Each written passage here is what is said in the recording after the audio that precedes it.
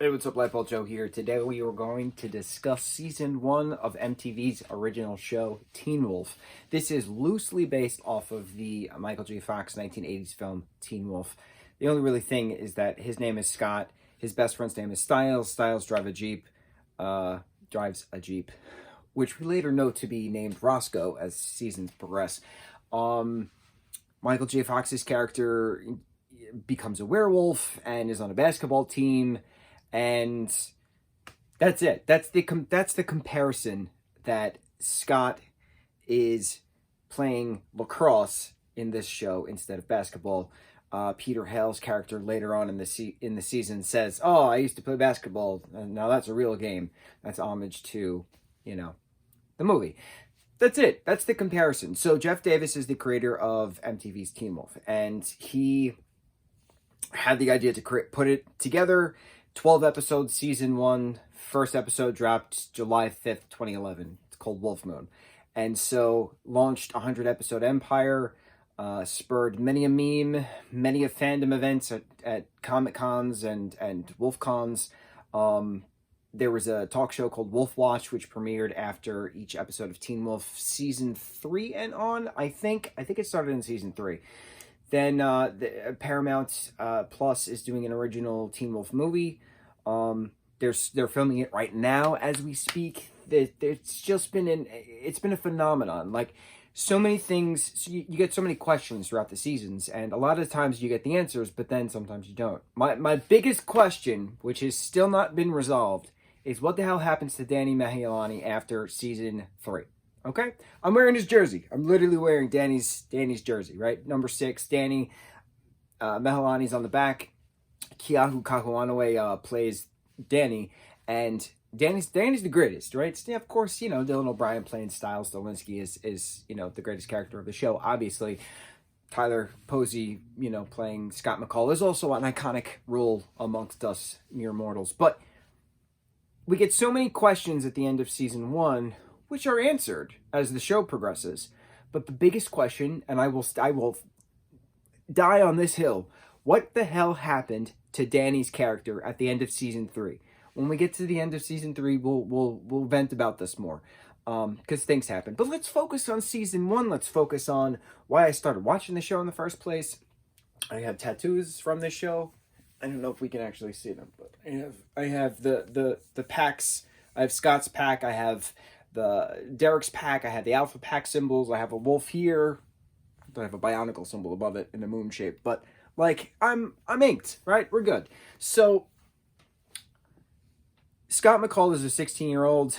He is a junior in high school. His best friend's name is Styles. He's asthmatic, right? And so the two of them are on a whirlwind adventure to find a dead body in the woods because Styles' dad, Sheriff Stilinski, is now investigating this missing woman. They only found half this woman. Where's the other half? Let's go find a dead body in the woods. So they go find a dead body in the woods, right? Or so they thought. And then eventually Scott and Styles get separated.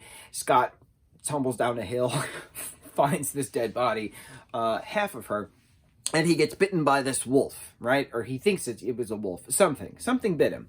But then all of a sudden he's healed the next day, and he can play lacrosse really well, and he's not asthmatic anymore. And in the midst of all this, his hearing is getting better, and he hears this new girl talking to her mom on the phone, and the new girl's like, "Oh, did I really just forget a pen?" Turns out it's Allison, played by Crystal Reed. And Allison Argent is this new girl in school. She falls in love with Scott. Scott falls in love with her. Whirlwind adventure, right? Their friend Lydia, played by Holland Rowland, is dating Jackson, who's played by Colton Haynes. Colton Haynes, I didn't realize how many freckles he actually had. Like, here? Had no clue until I just rewatched season 1. I was like, huh. I mean, he's always been gorgeous, but like, extra elevation. Pretty cool. So we get all the introductions of the characters. We get the bowling scenes. We get Styles and Scott goofing off and doing stuff. Styles working at the veterinarian facility. Styles trying to help his dad investigate, unbeknownst to his dad, what happened. But then we also get Tyler Hoechlin's character of Derek Hale. What is the relation of Derek Hale to Peter Hale, Ian Bowen's character? Why is I can't remember her name, Jill, I forget her last name. She plays Kate Argent, who is Chris Argent's sister. Chris is the father of Allison. Kate is the aunt of Allison, right? So what's up with the Argent family? The Argent family, Argent is silver in Argentum, right? Is the Latin. Argent is silver in French. So we get the backstory of the Argent family, that they were monster hunters back in old-timey France, the Tale of Labette, or whatever the hell the story is, that we eventually get the actual backstory in season 5, 6, one of those seasons.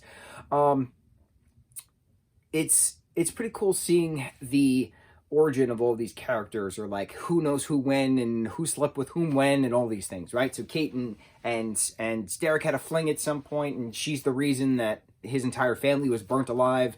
Not all wolves are born. Some can be turned. Some humans can be turned into wolves via scratches, via bites. We get a little bit of that mythos in here about lycanthropy, being a lichen, being a werewolf.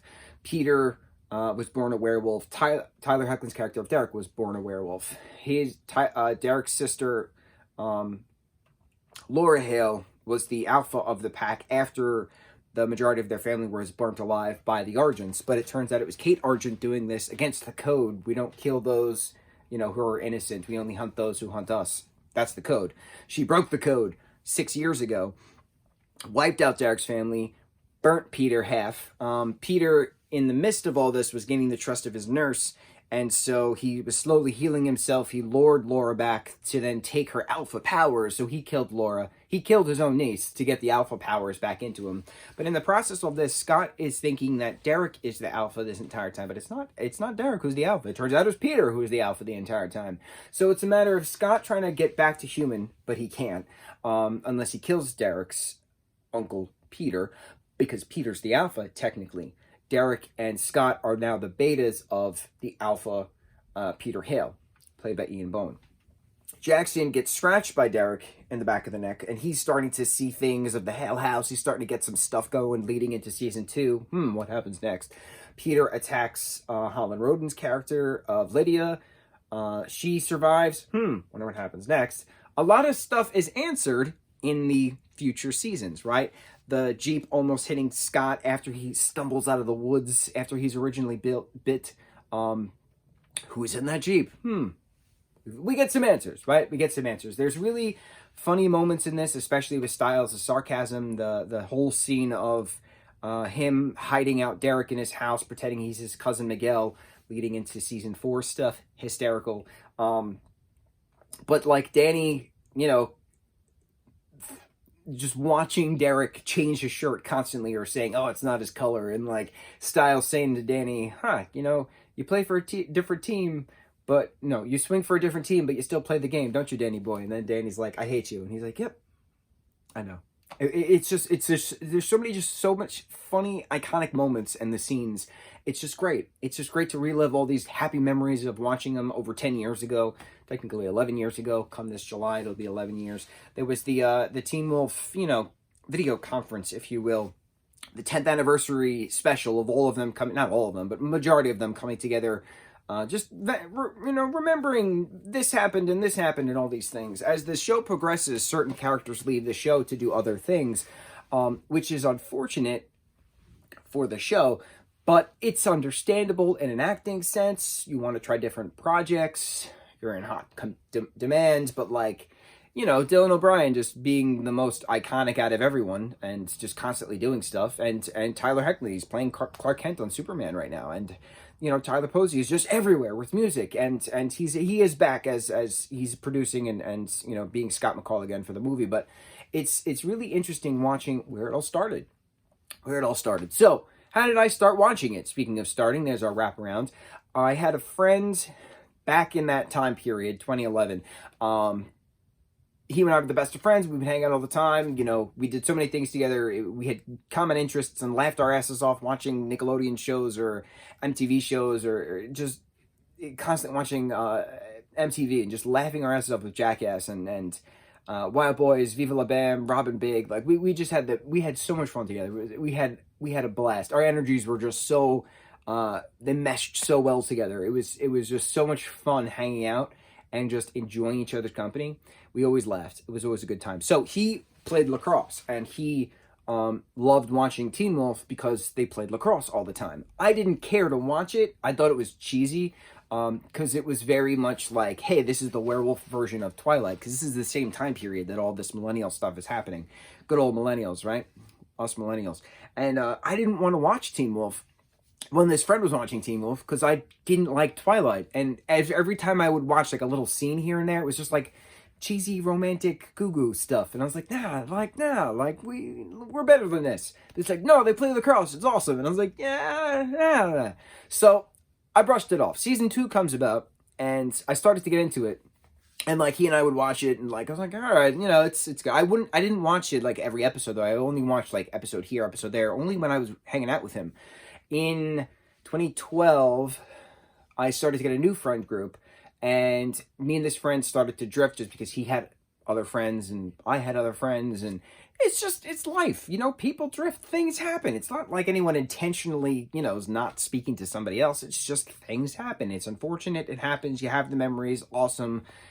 Moving forward, 2013 and on, I had Teen Wolf viewing parties with certain different friend groups, you know, future friend groups, and we would always watch it. It was just very entertaining. So in 2015, there was a Teen Wolf fan event in Manhattan, and I'm from Long Island. And so me and this friend who I used to work with at one of the hospitals we used to act at, so much fun. Oh, memory lane, this show brings me to.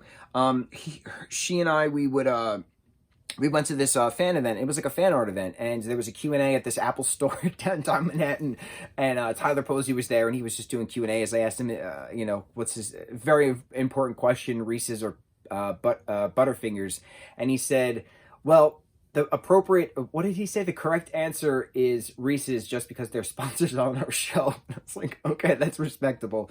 So he did, you know, other fan event stuff at an art show a couple hours after that. Same, you know, downtown Manhattan. They had MTV like rented out an art studio, like an art space, like a gallery, and there was different fan art from different people from all over the country. And the artists were there. And it was just like so cool, like being a part of this community, and like everybody, it was kind of like a con, but it wasn't a con because it was an art exhibit. But it was a Teen Wolf con at the same time. Jeff Davis was there. I showed him my tattoos. A bunch of people took pictures of the two of us. It was pretty cool. It was pretty cool. At that point, I never thought to ask him what the hell happened to Danny at the end of season 3, but c'est la vie, one of my only life regrets, not asking Jeff Davis what the hell happened to Danny at the end of season 3. But then, like, you know, things and moving on and watching the finale with another group of friends. And I know now that I'm going on memory lane, I've seen this with a lot of different people at a lot of different time periods, a lot of different moments of my life. I've grown with this show. I've changed with this show. Of course, there's goosebump aspects of the show, and there's cheesy Twilight versions of moments of the show, but at the heart, there's mystery. The season 1 is really who's the alpha, and then who killed Derek's family, and what happens next after Derek kills his uncle Peter and becomes the next alpha. What happens next? A lot of the relationships of all the different friend groups changing in the show.